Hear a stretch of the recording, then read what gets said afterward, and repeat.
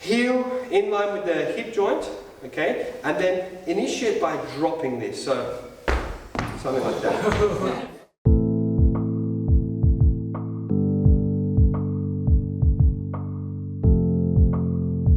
Leg out, so we're gonna do heel kick, okay? So like that. So you can either do it that way or that way. And now you can imagine from what I said, if I do something like this, like that, I mean, it's got some power if I go faster, but it's equivalent to doing this. Now, don't get me wrong.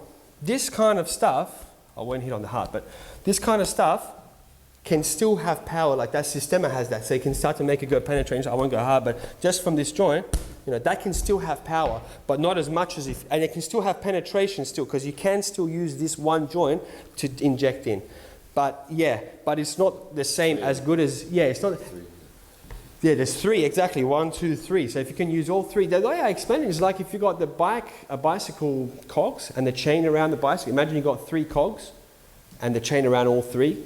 If you just do that, that means you're just using one of the cogs, turning one of the cogs to get the power in the chain. Of course, we can all understand that is the most efficient way to get maximum power in that chain is to move all 3 cogs simultaneously.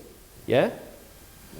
Yeah. So the same thing we want to do here. So from there, take gong rising up. Try not to do stuff like this, like if I'm a little bit out of range to do like that thrust. Now that's nothing wrong with that. That's like a, you know, Muay Thai guys that can go back and thrust out, and it can really get a lot of good thrusting, pushing power. But here we're looking for that penetration power again. So from here, all we want is heel in line with the hip joint, okay? And then initiate by dropping this. So something like that. Yeah? So that means from here, you can, and if it's nice and relaxed, you know, from here you can get good. See, that might look like a tap. Other people might say, like, yeah, let's see you pull out in a fight, and they're right in the dynamic sense. But it might look like a flick, but it's got that behind it, okay? And then later on, you can start to add it. Let's say if it's like this, you can start to add a pivot to it. So it's again here. If it's here now, knee this way, right? Right? Hinging. That's right. But if it's knee this way, and it goes like that, it bounces back, same as what we were doing here. So as long as this is stabilized through what we did yesterday, remember this is open through the Tai Gong Seng, so these are open, then hopefully that there won't be much coming back at the hip, and therefore as I hinge, it will be going out there. And then you can start to use the, yeah, that was very light. So if you can go from here, you can really penetrate a lot. Yeah? Do you guys get what I mean? With the hinging and with the ball joint and the... Like not making the shoulder go back. Exactly. Yeah. Facilitate that with the same as the ego. Exactly, yeah. And you will find, if your partner's doing it well, some of you guys, we have a Taekwondo national champion. He said he came, what is it, third third in the international competition, right? So I'm sure you'll be good at this kind of stuff, but I'll come around in a second to see. If someone's really good at this, what you can do, if you kick me, it's okay, it's okay. Kick, heel kick, what I just did on you. This way? Yes, yes. So as you kick, yeah, just kick, so I can sort of demonstrate. Just kick hard, yeah. Yeah, hard. Yeah, as he does that, if someone is good, you can just go like this at him to bounce the force back. Right? Because again, realistically, you're going to have the target's going to be dynamic and moving, right? Realistically, no one's going to, well, if you can get him fast enough and king hit him, they might, yeah, but realistically, you're going to have that. You're going to come towards me. And if there's no, if I hit a little bit harder, if there's no rebound, if it comes forward, he's making it worse for himself because there's two forces, my force and his force, and as long as there's no incoming here, there's going to be more outgoing. The total sum of the whole thing will go back at him.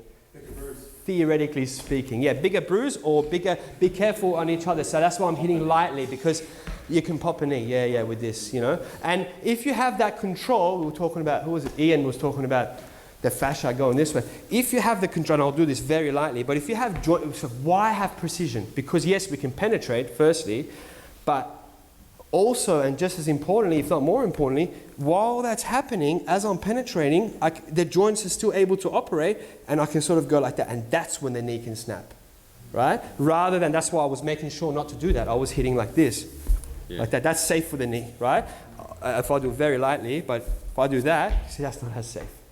No one talks about this kind of stuff in martial arts, but some people can do it because they can get that kind of power, but they don't usually teach this kind of stuff because maybe they don't look at the, not because they're holding back information, but maybe they don't look at the human body so literally and the potential of the control. They don't look at it so literally. But can you see it? That makes sense, right, to everyone. It can't be argued with, but it can, you know, again, pulling it off, inspiring and stuff. Yeah, to do it in real life stuff, that's for us to, whoever wants to do that, you have to first be able to do this and then practice it in life scenario.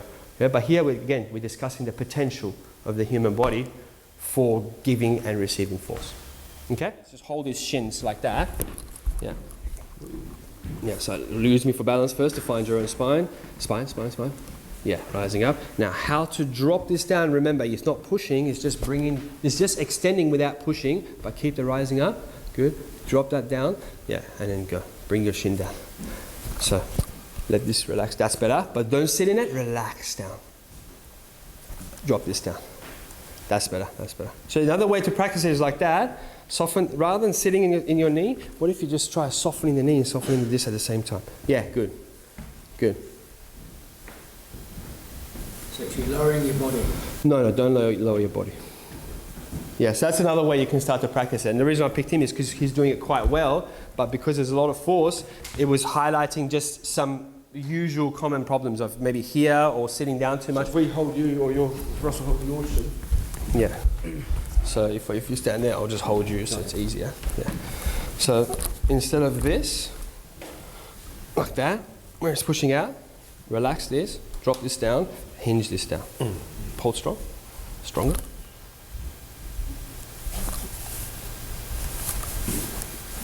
So if you watch my hip joint area, it's not doing this like that, nor like that. So just relax. So you can just piston like a piston. And that's how a Wing Chun punch.